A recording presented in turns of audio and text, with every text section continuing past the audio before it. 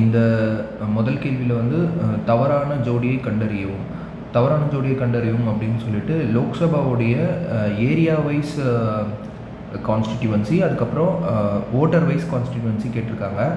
So இப்போது Lok Sabha area wise constituency அப்படின்னு பார்த்தீங்க அப்படின்னா, ஏரியா வைஸ் கான்ஸ்டிடியூவன்சினா வந்து உங்களுக்கு லடாக் தான் பெருசு. லடாக்கு ஏரியா வைஸ் கான்ஸ்டிடியூவன்சி, லடாக் வந்து பெருசு. லடாக்குக்கு அப்புறமா வந்து பார்மர், ஓகே, லடாக் அப்புறமா பார்மர், அதுக்கப்புறமா கட்ச். ஸோ லடாக்கு, பார்மரு, கட்ச், அதுக்கப்புறமா so first statement is correct. Voter wise பார்த்தீங்கன்னா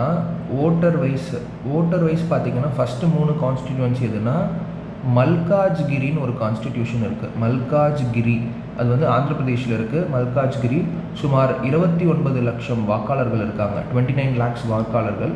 அதுக்கப்புறம் செகண்ட் வந்து காசியாபாத், ஓகே, செகண்ட் வந்து காசியாபாத் யூபி, அது வந்து ஒரு 22 lakhs. So 22 lakhs. ஸோ இதுதான் வந்து வாக்காளர் வைஸ் வந்து இது. அதுக்கப்புறமா வந்து உங்களுக்கு வந்து ஏரியா வைஸ். ஸோ ஏரியா வைஸ்ன்னு கேட்டாங்கன்னா லடாக்கு, வாக்காளர் வைஸ் கேட்டாங்கன்னா மல்காஜ்கிரி ஏபி. ஸோ இப்போது மிகப்பெரிய மக்களவை தொகுதி வாக்காளர்கள் பார்னட் கிடையாது, ஓகேங்களா. ஸோ தேர்ட் ஸ்டேட்மெண்ட் வந்து மிகச்சிறிய மக்களவை தொகுதி Lakshadweep. Voter wise, yes, voter wise மிகச்சிறிய மக்களவை தொகுதி வந்து லக்ஷ்வத்தீவு. ஏன்னா லக்ஷ்வத்தீவில் வந்து பார்த்திங்கன்னா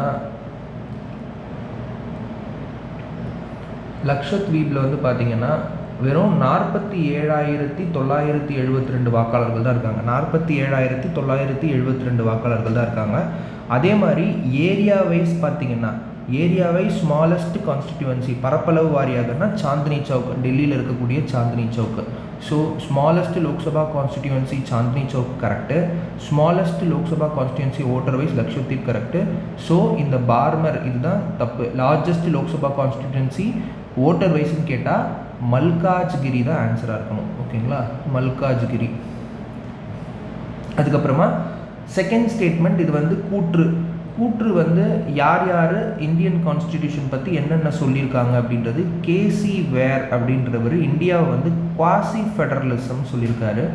குவாசி ஃபெடரலிசம், ஓகேங்களா. ஸோ முழுமையான ஃபெடரலிசம் கிடையாது, இது வந்து ஒரு குவாசி ஃபெடரலிசம், அரை ஃபெடரலிசம் அப்படின்ற மாதிரி எடுத்துக்கோங்களேன். ஸோ அதுக்கு தான் நம்ம வந்து ஜுடிஷியல் ப்ரொசீஜர் அப்படின்றது கோர்ட்டு, ஓகேங்களா. ஜுடிஷியல் ப்ரொசீஜர் அப்படின்றது கோர்ட்டு.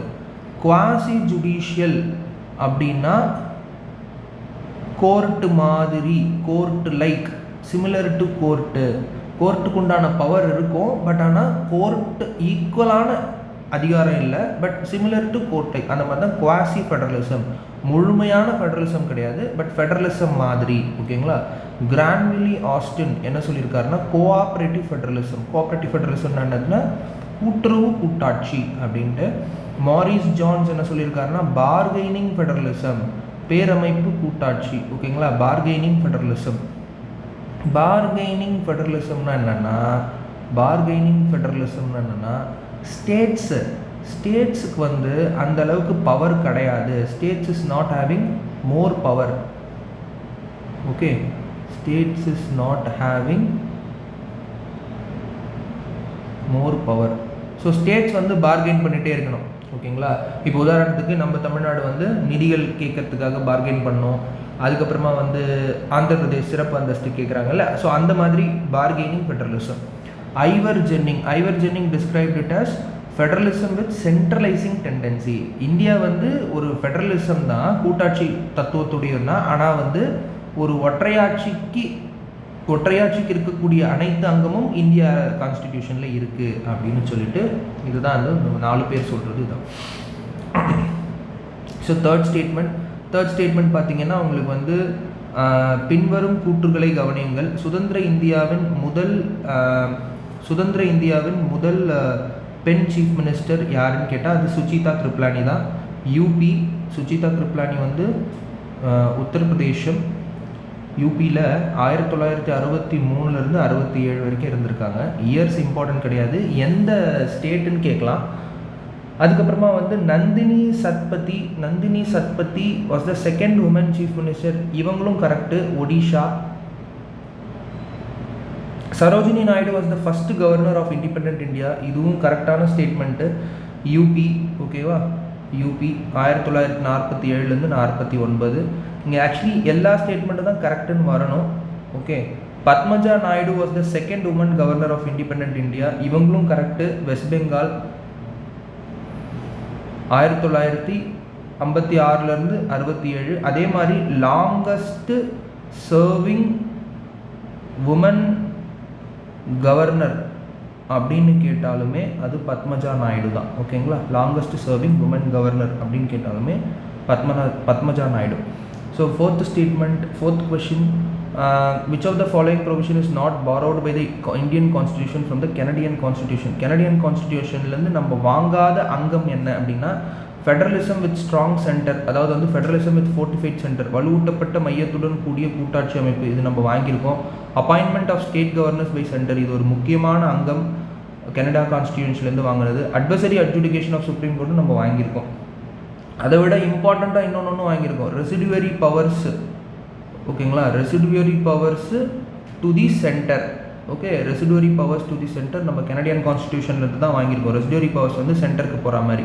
ரெசிடுவரி பவர்ஸ்னால் என்ன? சென்ட்ரல் லிஸ்ட்டு, ஸ்டேட் லிஸ்ட்டு, நமக்கு தெரியும். Central list, state list, concurrent list,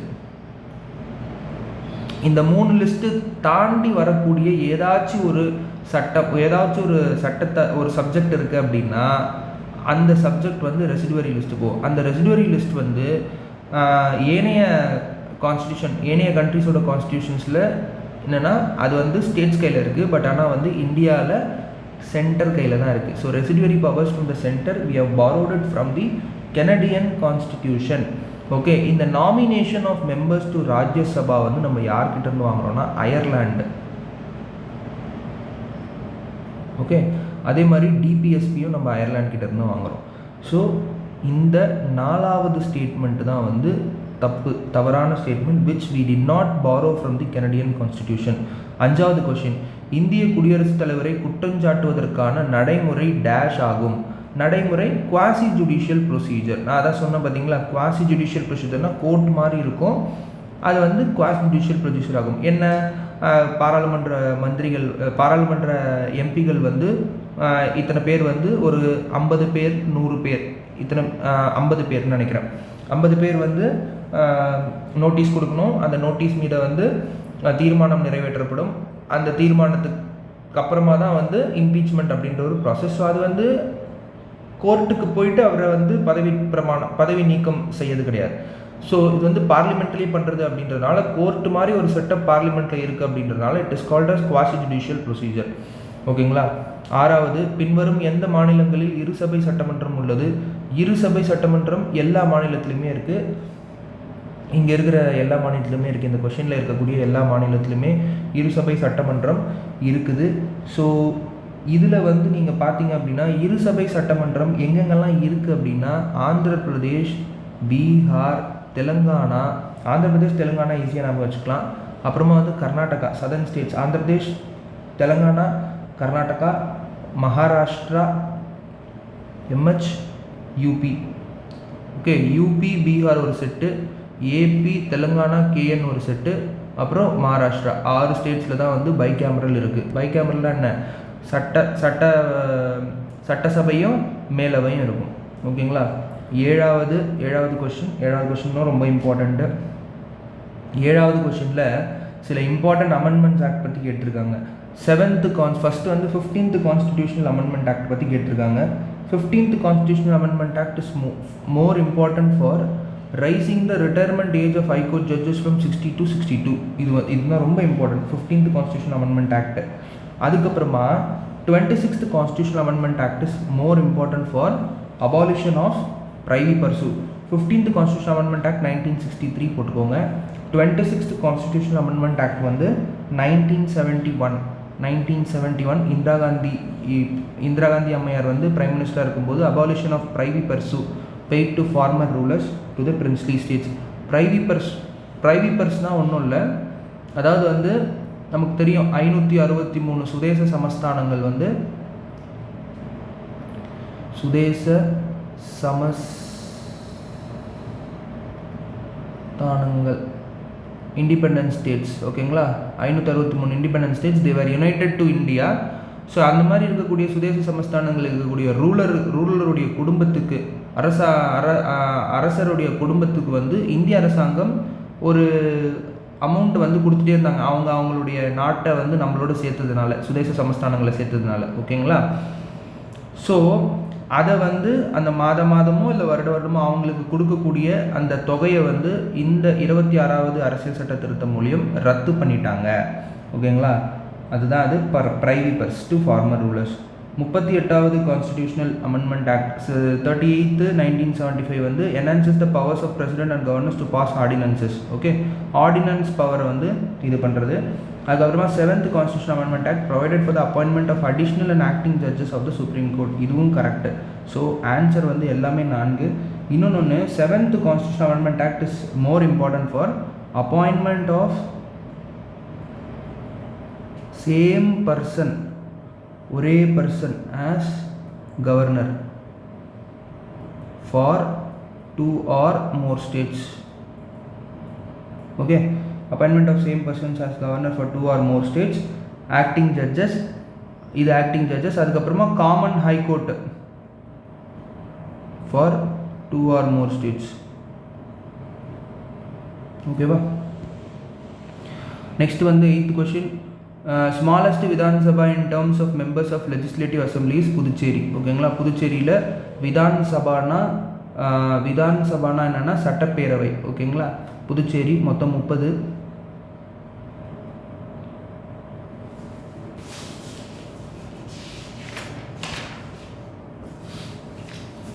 Puducherry மொத்தம் 30, டெல்லி பார்த்தீங்கன்னா 70. ஓகே, அதுக்கப்புறமா வந்து சிக்கிம் அது வந்து மாநிலம், சிக்கிம் வந்து 32, கோவா பார்த்தீங்கன்னா உங்களுக்கு 40, மிசோரம் 40. ஸோ இதுதான் வந்து ரொம்ப சின்னதான ஒரு சட்டப்பேரவை உறுப்பினர் கூடிய ஸ்டேட்ஸு. ஸோ அதுக்கப்புறமா 9வது கொஸ்டின். அரசமைப்பு சட்டத்தின் 213வது பிரிவு ஆளுநரின் அவசர சட்டம் உருவாக்கும் அதிகாரத்தை பற்றி கூறுகிறது.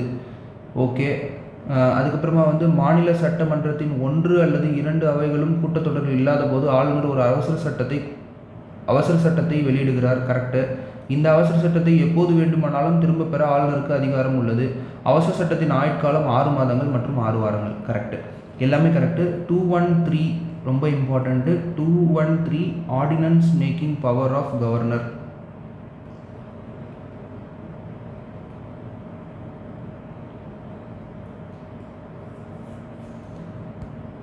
ஓகேங்களா, அதாவது இது ஏன் 6 மாதம் 6 வாரம் அப்படின்னு சொல்கிறாங்கன்னா, 6 மாதம் வந்து சட்டப்பேரவை வந்து கூடாமல் இருக்கும்பொழுது ஒரு ஆர்டினன்ஸ் க்ரியேட் பண்ணுறாங்கன்னா அது 6 மாதத்துக்கு பவர் இருக்குது.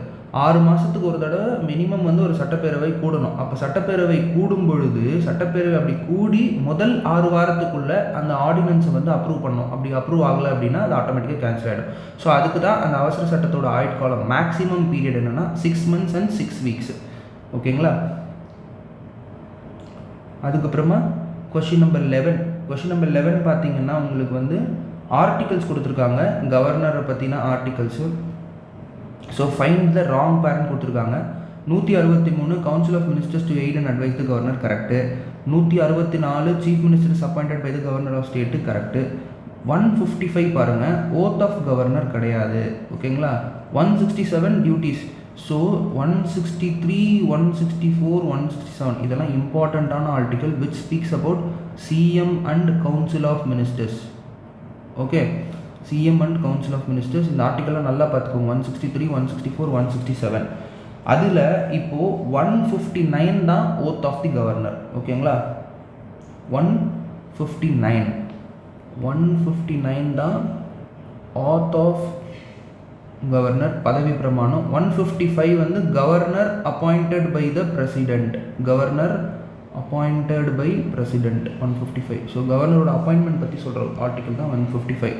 நெக்ஸ்ட் வந்து 12th ஃபைண்ட் தவறான ஜோடியை கண்டுபிடிக்க இது வந்து இயர்ஸ் கேட்டிருக்காங்க. ஸோ இயர்ஸும் நம்ம வந்து ஞாபகம் வச்சுக்கணும். இம்பார்ட்டண்ட் லோக்சபா இது லோக்கல் பஞ்சாயத்து பற்றின கமிட்டி ஃபஸ்ட்டு கமிட்டி வந்து பல்வந்த் ராய் மெக்தா கமிட்டி 1957 கரெக்டு. அதுக்கப்புறமா அசோக் மெக்தா கமிட்டி ரொம்ப இம்பார்ட்டண்ட்டான கமிட்டி இது ரெண்டுமே. GVK Rao committee 1985 correct. LM Singhvi வந்து 1980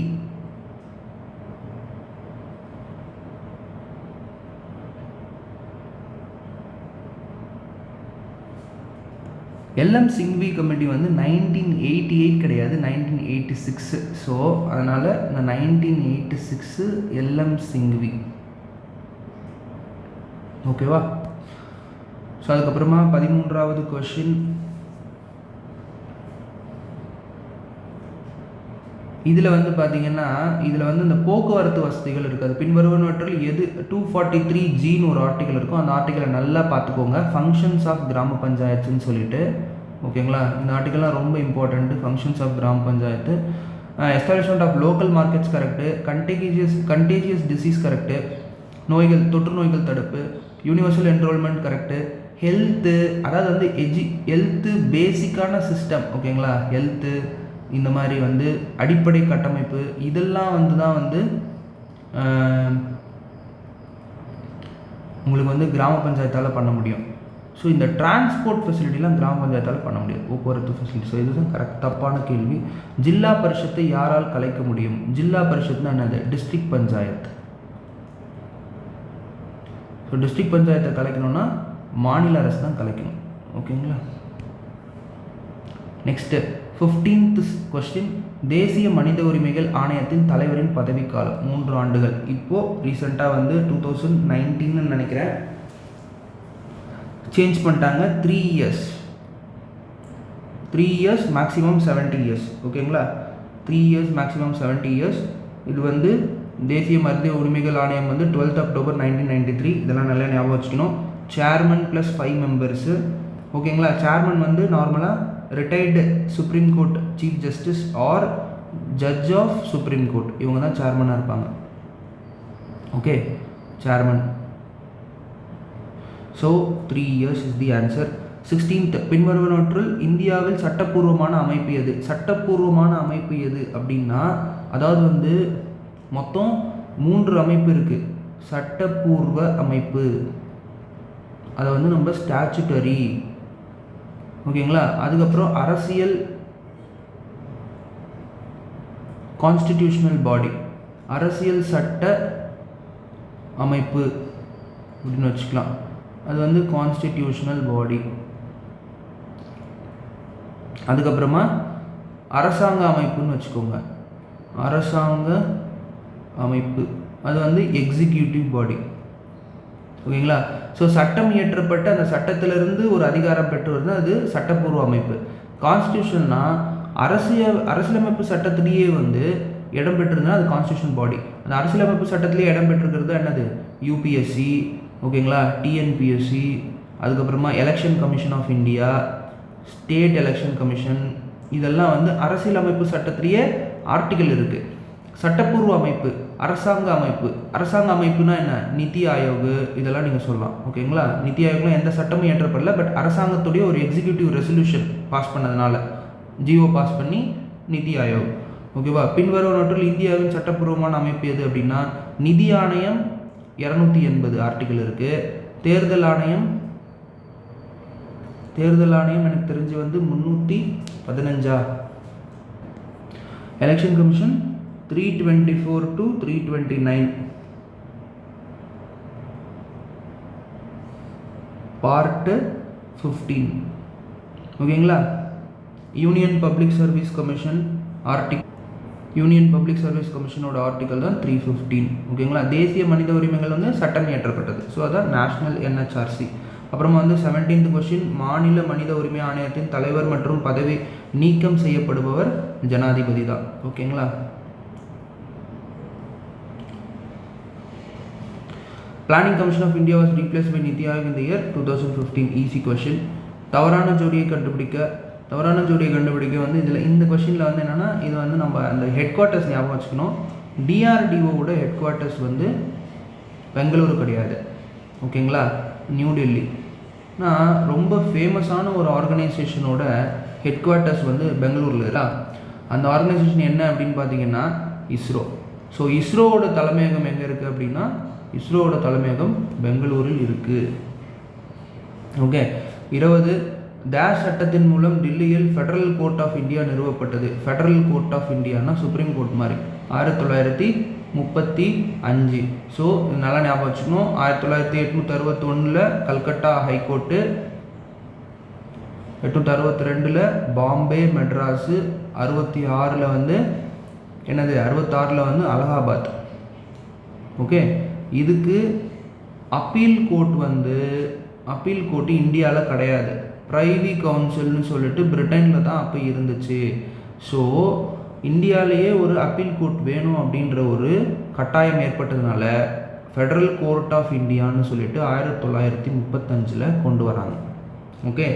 அந்த கொண்டு வந்த ஃபெடரல் கோர்ட்டு தான் பிற்காலத்தில் ஜனவரி 28, 1950 சுப்ரீம் கோர்ட் ஆஃப் இந்தியான்னு மாறிடுது. ஓகேங்களா. நெக்ஸ்ட்டு 21 உச்சநீதிமன்றத்தால் இயற்றப்படும் சட்டங்கள் அனைத்தும் நீதிமன்றங்களையும் கட்டுப்படுத்தும் என்று அரசியலமைப்பின் எந்த பிரிவு கூறுகிறது? அதாவது வந்து 141. ஓகே. 141 வந்து பார்த்தீங்க அப்படின்னா ஆர்டிக்கல் 141 பார்த்தீங்க அப்படின்னா உச்சநீதிமன்றம் இயற்றப்படும் supreme court laws passed by supreme court shall be binding on all courts. Okay. Laws passed by the supreme court shall be binding on all courts. Okay. So இந்த மாதிரி வந்து ஆர்டிக்கல் ரொம்ப இம்பார்ட்டண்ட் ஆர்டிக்கல்லாம் இருக்குது. 141 அதுக்கப்புறமா வந்து 142 இதெல்லாம் பார்த்துக்கோங்க. கம்ப்ளீட் ஜஸ்டிஸ் இந்த ஆர்டிக்கலும் கொஞ்சம் பார்த்துக்கோங்க. Complete justice to render complete justice supreme court complete justice கொடுப்பதுக்காக எந்த விதமான ஜட்ஜ்மெண்ட்டும் கொடுக்கலாம் அப்படின்ற ஒரு ஆர்டிக்கல் இருக்குது. ஸோ 141, 142 இதெல்லாம் பார்த்துக்கோங்க. 22 உயர்நீதிமன்ற நீதிபதிகள் தொடர்பான பின்வரும் அறிக்கையை கவனியுங்கள். உயர்நீதிமன்ற நீதிபதிகள் என்னென்ன அறிக்கை? Is appointed by the president. உயர்நீதிமன்ற நீதிபதி correct. Is administered or she administer the oath of the office by the governor correct. Tenders resignation to the chief justice of India இல்லை பிரசிடென்ட். ஓகே. ஸோ ரெசிக்னேஷன் வந்து president கிட்ட கொடுப்பாங்க. So easy question. So 1 and 2 only correct. 23 இந்தியாவின் முதல் தலைமை நீதிபதி யார்? Harilal J Kania. Okay. Harilal J Kania. 24 பின்வருவனவற்றில் இந்தியாவின் மிக பழமையான உயர்நீதிமன்றம்? அதை நம்ம இப்பயே பார்த்தோம். கல்கத்தா உயர்நீதிமன்றம் 1861. அகில இந்திய பெண்கள் மாநாடு நிறுவப்பட்ட ஆண்டு 1927. எங்கன்னா பூனாவில் ஃபெருக்சன் காலேஜ்னு ஒரு இடம். ஓகேங்களா. ஃபெருக்சன் காலேஜ். அதுக்கப்புறமா மெயின் எய்ம் வந்து ப்ரொமோட் விமன்ஸ் எஜுகேஷன். யார் அப்படின்னு பார்த்தீங்கன்னா மார்கரெட் கசின்ஸ்னு ஒரு லேடி, அவங்க ஸ்டார்ட் பண்ணது தான். ஓகேங்களா. Margaret Cousins, all India women's association. Okay. அதுக்கப்புறமா நெக்ஸ்ட் கொஸ்டின் வந்து 1917 உருவாக்கப்பட்ட இந்திய மகளிர் சங்கத்தின் முதல் தலைவர் யார்? Annie Besant. So India's women's association வந்து யார் ஸ்டார்ட் பண்ணுறாங்க அப்படின்னா அடையாரில் ஸ்டார்ட் பண்ணுறாங்க. அன்னி பெசன்ட்டு. ஓகேங்களா. இவங்க மார்கரெட் கிரசின்ஸு. அதுக்கப்புறமா டோரோத்தி ஜினராஜதாசான்னு சொல்லிட்டு ஜினராஜதாசா. ஓகே. ஸோ இவங்க 3 பேர் உமன்ஸ் இந்தியா அசோசியேஷன். ஸோ இந்த உமன்ஸ் இந்தியா அசோசியேஷனோட நியூஸ் பேப்பர் பார்த்தீங்கன்னா ஸ்ரீதர்மான்னு ஒரு நியூஸ் பேப்பர் ஸ்டார்ட் பண்ணுறாங்க இவங்க. Stri Dharma newspaper. ஓகே. இந்தியாவின் முதல் பெண் ஆசிரியர் யார் அப்படின்னு பார்த்தீங்கன்னா சாவித்ரிபாய் புலே. ஸோ சாவித்ரிபாய் புலே நமக்கு எல்லாருக்குமே தெரியும். ஸோ 1848 1848 ஃபஸ்ட்டு கேர்ள்ஸ் ஸ்கூல் ஆரம்பிக்கிறாங்க. ஃபஸ்ட்டு கேர்ள்ஸ் ஸ்கூல் பெண்களுக்கென்றே பூனாவில் ஃபஸ்ட்டு கேர்ள்ஸ் ஸ்கூல் ஆரம்பிக்கிறாங்க. அப்புறமா வந்து against the shaving of head of widows. அப்போல்லாம் வந்து கணவனை இழந்த மனைவிகள் வந்து கணவனை இழந்த பெண்மணிகள் வந்து ஹெட் வந்து ஷேவ் பண்ணணும், மொட்டடிக்கணும். ஸோ அந்த பழக்கத்தெல்லாம் வந்து இருக்கக்கூடாது அப்படின்னு இது பண்ணுறாங்க. அதுக்காக வந்து பார்பர் ஸ்ட்ரைக் நடத்துகிறாங்க. ஸோ ஓகேங்களா. இதுக்காக வந்து பார்பர் ஸ்ட்ரைக் மும்பையில் நடத்துகிறாங்க. ஸோ வெட்ட மாட்டோம், முடிகளை வெட்ட மாட்டோம் அப்படின்னு சொல்லிட்டு. அப்புறம் சத்திய சோதக் சமாஜ், அதுவும் நம்ம தெரிஞ்சுக்கணும். சத்திய சோதக் சமாஜ், ஓகேங்களா. ஃபேமஸ் போயம், இந்த அம்மாவோட ஃபேமஸ் போயம் வந்து கோ கெட் எஜுகேஷன், போய் படிப்பு படி, போய் கோ கெட் எஜுகேஷன் போயம். ஸோ இதெல்லாம் பற்றி தெரிஞ்சு வச்சுக்கோங்க. நெக்ஸ்ட் வந்து 28. ஓகே. ஸோ அதுக்கப்புறமா வந்து இந்த தாராபாய் ஷிண்டே, பண்டிட் ரமாபாய் சரஸ்வதி. ஓகே, பண்டிட் ரமாபாய் சரஸ்வதி வந்து ஃபேமஸ் ஃபார் ஆரிய மகிழா சமாஜ் அப்படின்ற ஒரு இது பூனாவில் ஆரம்பிக்கிறாங்க, ஆரிய மகிழா சமாஜ். இதுவுமே வந்து விமன் எஜுகேஷன், ஓகேங்களா. அதுக்கப்புறமா வந்து இந்த அம்மாவோட புக்கு ரொம்ப famous, high caste Hindu woman. Okay, high caste Hindu woman ரொம்ப ஃபேமஸான புக்கு. தாராபாய் ஷிண்டே இருக்காங்கல்ல, இவங்க வந்து ஒரு புத்தகம் எழுதுகிறாங்க. அந்த புத்தகத்தின் பேர் வந்து தாராபாய் ஷிண்டேவோட புத்தகத்தின் பேர் வந்து ஸ்திரீ புருஷ் துலானா. ஓகே, ஸ்ரீ புருஷ் துலானா. இந்த புத்தகத்தையும் பார்த்துக்கோங்க. அதுக்கப்புறமா பேகம் ரூக்கியா வந்து ரொம்ப இம்பார்ட்டன்ட் ஃபார் சுல்தானா ட்ரீம் அப்படின்ற ஒரு நாவல், ஓகேங்களா. இந்த புத்தகம்லாம் சும்மா எழுதி வச்சுக்கோங்க. சுல்தானா ட்ரீம் அப்படின்ற ஒரு புத்தகம். பத்மராக், ஓகே, பத்மராக், அபரோத் பசினி, இதெல்லாம் வந்து ரொம்ப ஃபேமஸான, இவங்கெல்லாம் வந்து விமன் பயோனியர்ஸ் இன் விமன் எஜுகேஷன் இவங்கெல்லாம், ஓகேவா. நெக்ஸ்ட்டு வந்து பேட்டி பச்சாவோ பேட்டி பதாவோ திட்டத்தை பின்வரும் அறிக்கைகளை கவனியுங்கள். பாலின சார்பு பாலின தேர்வு நீக்குதலை தடுப்பது, பள்ளிகளில் பெண் குழந்தைகளுக்கென தனி கழிப்பறை வசதி ஏற்படுத்து, எல்லாமே. இந்திரா காந்தி மாத்ருத்வ சயோக் யோஜனா தொடங்கப்பட்ட ஆண்டு 2010, ஓகேங்களா. 19 இயர்ஸ் ப்ளஸ் இருக்கக்கூடிய ப்ரெக்னென்ட் அண்ட் லாக்டேட்டிங் மதர்ஸ், அதாவது வந்து பாலூட்டும் பெண்மணிகளுக்கு, ஓகேங்களா, 6,000 rupees ஃபார் ஃபஸ்ட்டு 2 லைவ் பேர்ட்ஸ்னால் உயிருடன் பெறப்படும் குழந்தைகளுக்கு 6,000 rupees கொடுப்பாங்க, ஓகேவா. 2010 இந்திரா காந்தி மாத்ருத்வ சயோக் யோஜனா. அதுக்கப்புறமா பெண்களை அதிகாரமளிப்பதற்கான தேசிய இயக்கம், national mission for empowerment of women, ஓகேங்களா. National mission for empowerment of women, இதெல்லாம் வந்து national mission for empowerment of women 15th August 2011, okay. அப்புறமா வந்து இது வந்து விமன்ஸ் ஹெல்ப்லைனு, இதெல்லாம் வந்து கொஞ்சம் நல்லா பார்த்துக்கோங்க. Women's helpline, one stop center for விமன்னு, இதெல்லாம் வந்து ஆரம்பித்த ஆண்டு, ஓகே, 2000. விமன்ஸ் ஹெல்ப்லைன் 2015, இது 15 16 தெரியல, இது நோட் பண்ணிக்கோங்க, கொஷினில் எரராக கூட இருக்கலாம். ஒன் ஸ்டாப் சொல்யூஷன் 2015 நினைக்கிறேன். ஸோ இதெல்லாம் வந்து பார்த்துக்கோங்க. 32